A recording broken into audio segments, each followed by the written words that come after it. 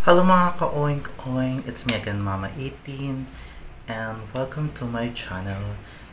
And yun mga ka-oink-oink, ibabahagi ko sa inyo yung aking journey sa aking pagbabawas ng timbang. At yun, syempre, medyo nagkakaedad na tayo and kailangan maging aware na tayo sa ating kalusugan at sa ating pangangatawan.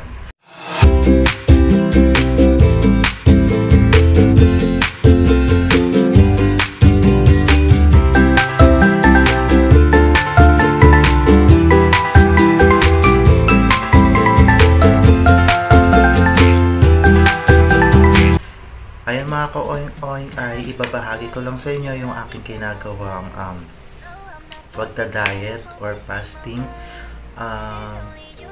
Ngayong araw na to mga ka-oink-oink, it's my 10 days ng ginagawa kong diet, no? So, ang ginagawa kong diet is yung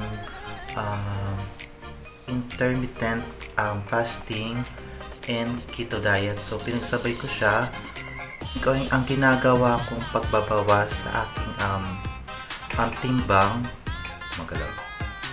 So, ang ginawa kong plano is intermittent fasting and keto diet.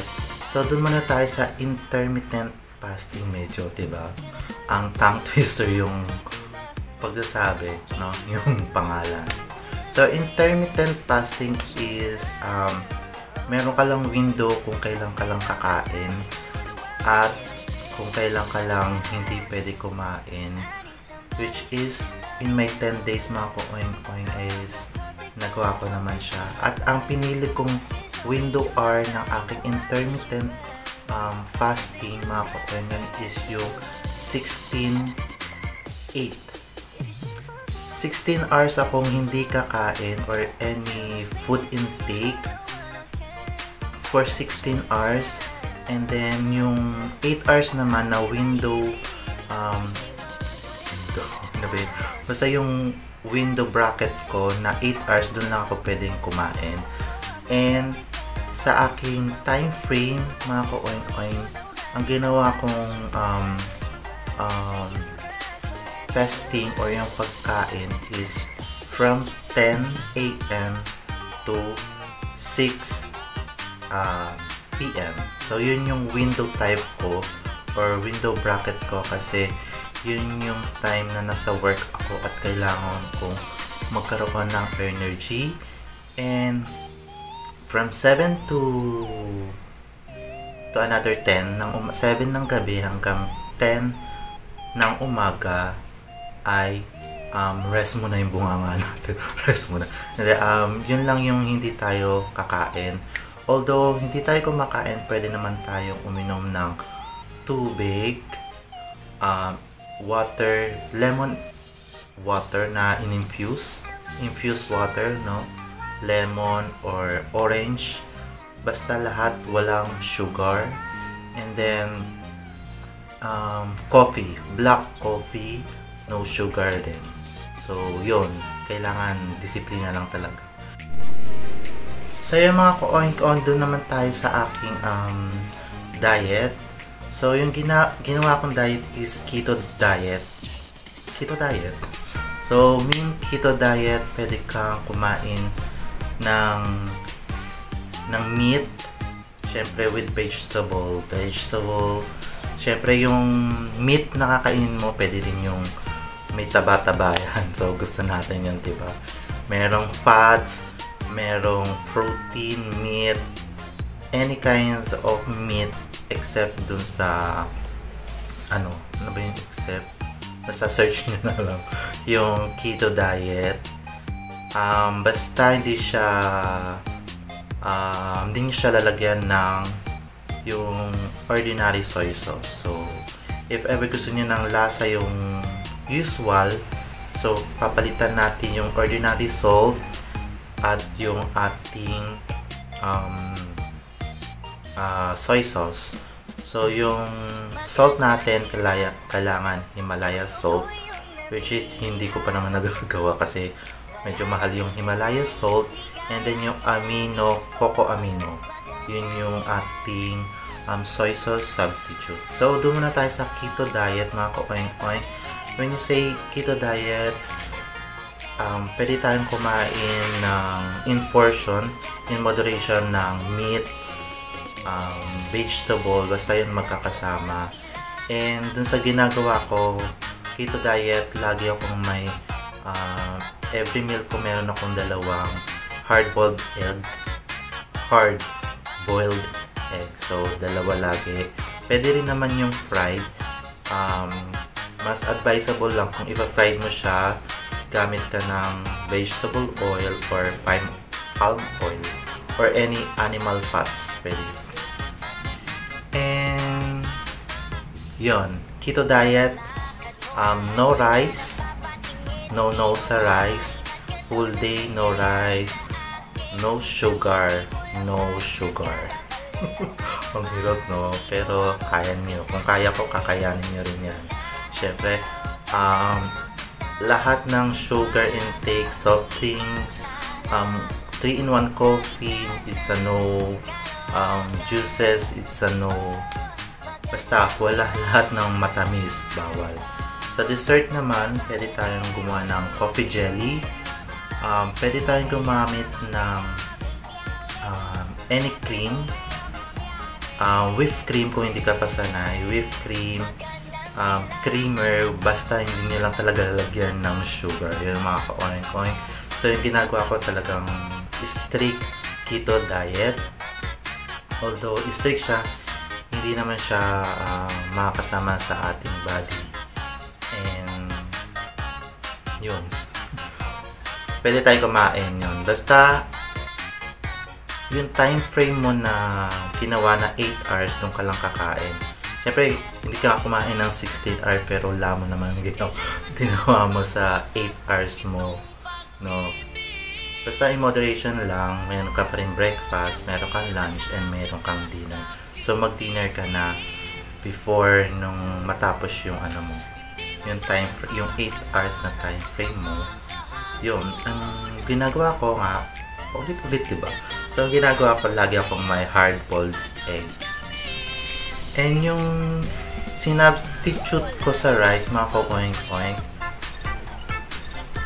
mas madalas kong pinakain is cucumber kasi mas tinatanggap ng panlasa ko.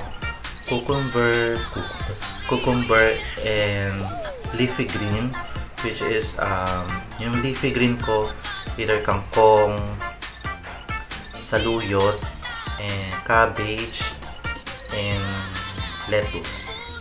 So, dun sa apat na nabanggit ko, mas nagagamit ko yung lettuce kasi mas mura yung lettuce ngayon, no? Para sa ngayon, mura yung lettuce. Although yung kangkong mura, pero ang hirap kasi himay-himay yung kangkong. So, dun ako sa lettuce. And then, sa cabbage naman, kailangan lutuin siya, diba?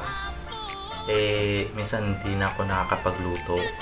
So, mas pinipili ko yung lettuce kasi no cook at all lang. Yung meat na lang yung lulutuin natin. Minsan yung meat na ginagamit ko usually is chicken breast, yung mas madalas kong nai-intake ngayon kaysa sa pork or fish and beef. Kasi nga mga ka-oink-oink, no, limited lang yung sources natin ngayon. And soon siguro itatry natin gumawa ng food plan na may kasamang any kind of meat. So, sa mga nagsasanggupsal dyan, pwede kayo dyan. Keto diet to. Huwag lang kayong gagamit ng dipping sauce nila, which is yung maalat na soy sauce. Pwede kayong gumamit ng a little bit ng patis and haluan nyo siya ng mayonnaise. Pwede yun. Sa mga keto diet, hindi naman masyadong mas marami yung pwede mong kainin kaysa sa hindi mo pwedeng kainin. Ganon, mga ka-oink-oink, no? So, mag-keto diet is the best diet para sa akin, no? Dahil nasusurvive ko yung pang-araw-araw. Hello mga ka-oink-oink! For today video mga ka-oink-oink ay gagawa tayo ng pagkain natin, keto diet, keto meal. So, hindi naman siya masyadong complicated yung keto meal. So, ang gagamitin natin ngayong keto meal is para siyang nilaga or tinola. And ang gagamitin kong meat, so gagamit tayo ng meat, chicken breast. So, itong chicken breast ko is ni-marinate ko na siya sa salt and pepper dahil mamaya is ilalaga na natin siya. So, gagawa tayo ng usual keto nilaga chicken. So, sa keto diet mga ka-oink-oink, pwede ka gumamit ng any kinds of meat. Now, for me, prepared ko yung chicken.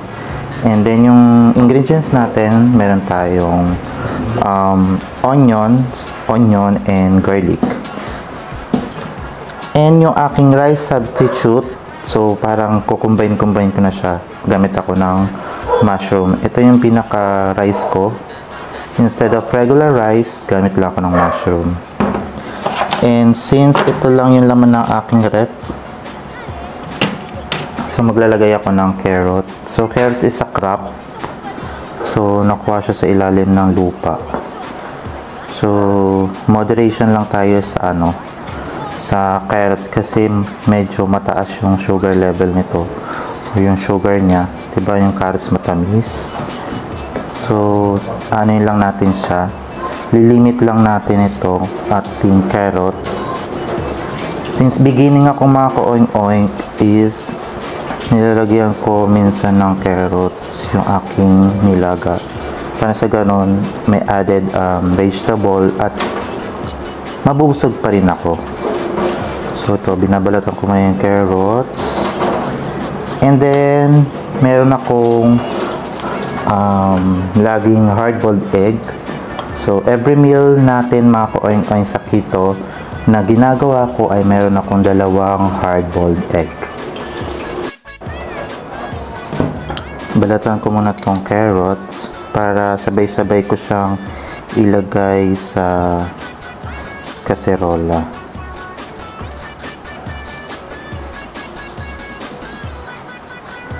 So, 1 carrot is enough naman. So, hatiin lang natin siya in a regular.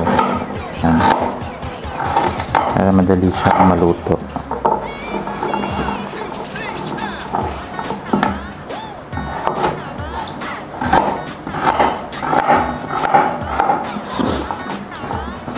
Then maglagay tayo isang buong sibuyas. Red onion yung ginamit ko kasi ito yung available sa aking bahay, sa aming bahay. Ito lang mga ka-oink-oink yung sample ko ng meal ko na ginagawa. Kung wala talaga kayong time magluto, pwede naman yung mga lechon, manok, or liempo, inihaw. Basta yung inihaw kasi pinapahidan siya ng marinade which is may sugar.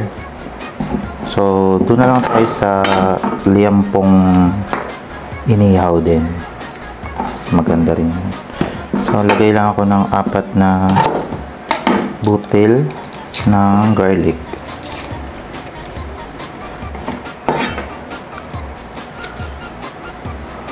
So, hindi ko siya ika-crush kasi pwede ko rin siyang nguya-nguyain.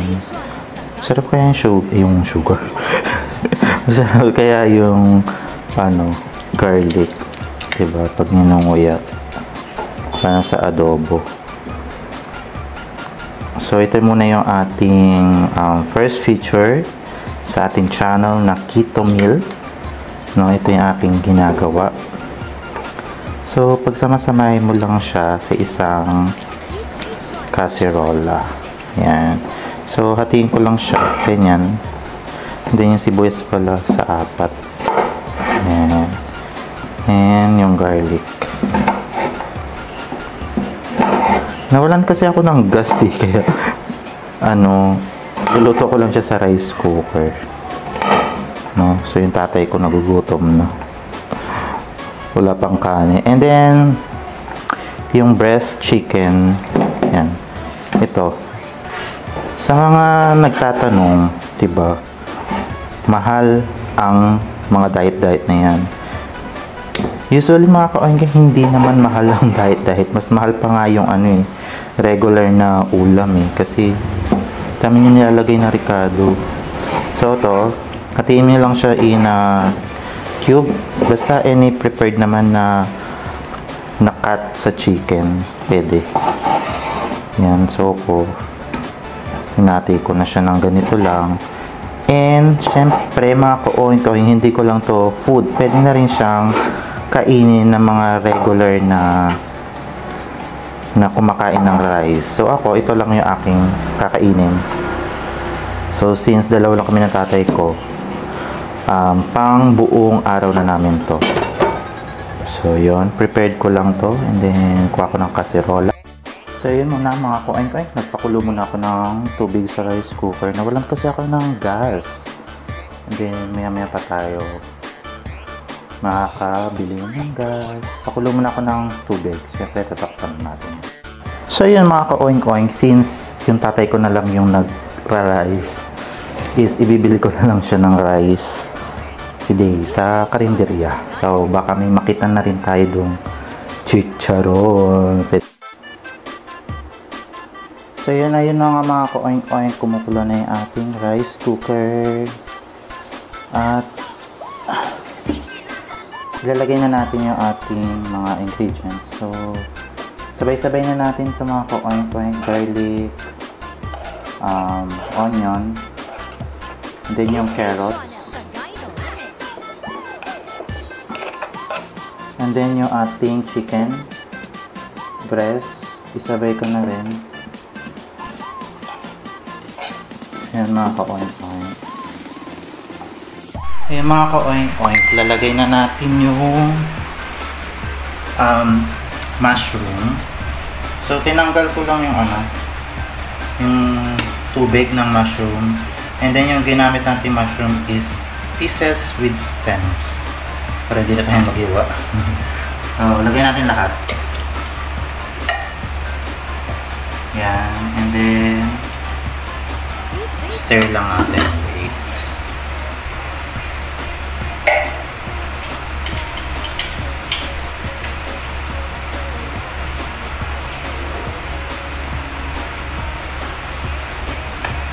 So, haluin ko lang.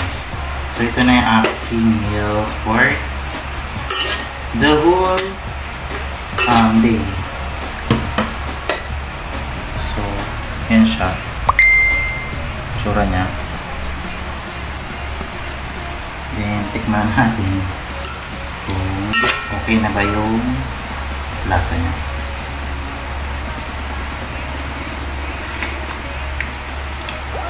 So far, so good.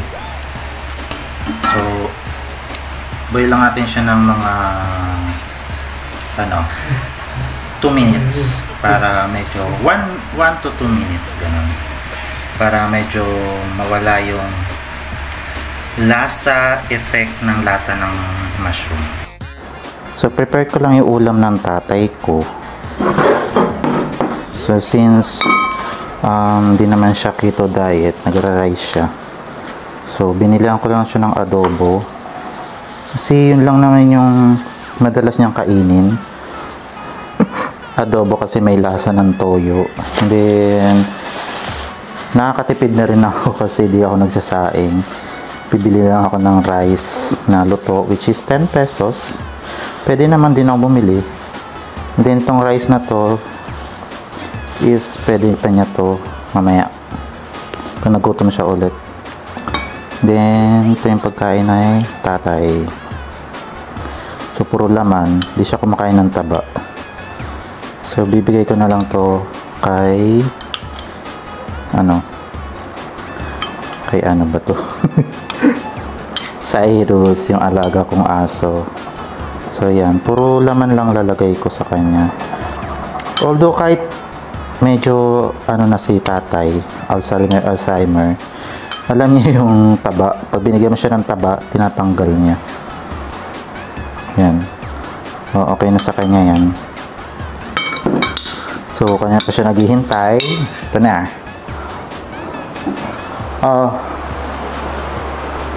Yan na ulit. Adobo yan ulit. Okay na? Pag-ibigay mo lang ito. Oo. Kanina pa ikaw gutom? Ha? Gutom ka kanina pa? Hindi pa nga ako kumain. Kumain ka na eh. Pangalawang kain mo na nga yan. Sige na, busin mo na yan. Gusto ko kaya ng tubig. Tubig? Bigyan kita tubig. Tika lang. Pasensya na. At medyo kumukulo-kulo pa siya. So, high in protein, low carb. So, ito na siya lalagyan ng ng anik-anik. So, ito na yung aking kakainin. Siyempre yung soup. Kuhain natin yung soup. Wait lang.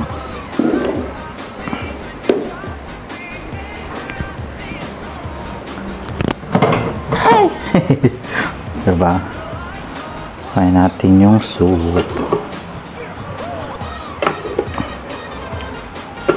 Nakakabusog din tong soup.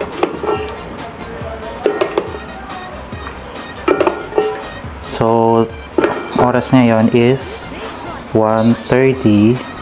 So, ito yung aking lunch. Oras is 1:30. And then, hahatiin ko lang to sa dalawa. So, ito yung kakainin ko mamaya. Ito yung kakainin ko ngayon. Yan. And then, ito yung mamaya, before mag 6 ng gabi, siguro probably mga 5 ko siya kakainin para di ako agad magutom. And then, lagay ko siya ng dalawang itlog. Boiled. Ingay, no? Dalawang itlog.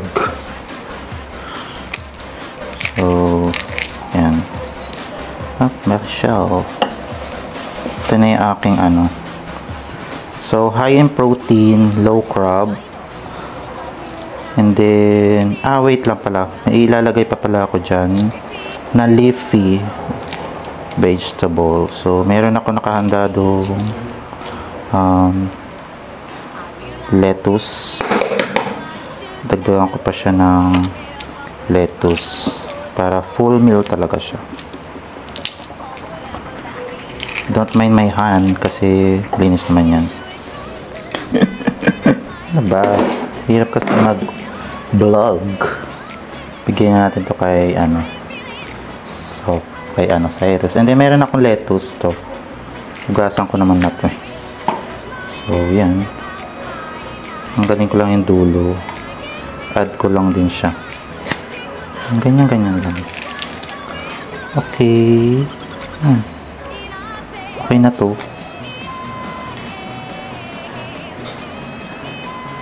And kapag naumay kayo, lagyan nyo siya ng mayonnaise. Konting mayonnaise lang. Para sa greens. Konti lang. Yan. Okay yung mayonnaise. And to finish that, mga ka-oing-oing, to finish that, a dash of chili powder. Yan. It's help burn pot chili powder. Yan. Yan. Okay na yan. That's my lunch for today. So, yun na nga mga ka-oing-oing. Ito na yung ating lunch for today. Meron tayong green. Ito yung ating pinaka protein and low carb. And 2 eggs. Ito yung ating usual na lunch for today. And yun nga mga ka-oing-oing. Samahan nyo ako sa aking journey. Sa mga susunod kong update dito sa aking vlog mga ka-oing-oing. At abangan nyo yung magiging transformation ni Mama 18 dahil some of my friend, family requested talaga nila na makita nila ako na medyo lumiit or nabawasan yung taba ko or yung laki ko. And this is it na mga ka-oink-oink.